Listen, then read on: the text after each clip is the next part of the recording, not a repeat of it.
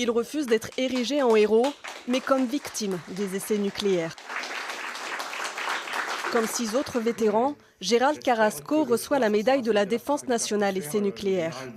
Le fusilier marin a 20 ans quand il est envoyé en 1973 à l'atoll de Mururoa, en Polynésie. À l'époque, pour maintenir sa force de dissuasion, la France ne lésine pas dans les eaux du Pacifique, avec des essais nucléaires jusqu'à 100 fois plus forts que ceux d'Hiroshima. Nous, on ne nous a jamais dit que c'était dangereux, on ne nous l'a jamais dit. Nous, on était sur le bateau, on était un petit tricot d'Amorien, là, le tricot, en short, on regardait, et après on regardait, après on se baignait, mais moi, je suis resté plus qu'un an, il y a eu 6 bombes, j'ai jamais été décontaminé. Au total, 150 000 civils et militaires ont participé aux 210 essais nucléaires dans le Sahara et en Polynésie entre 1960 et 1996.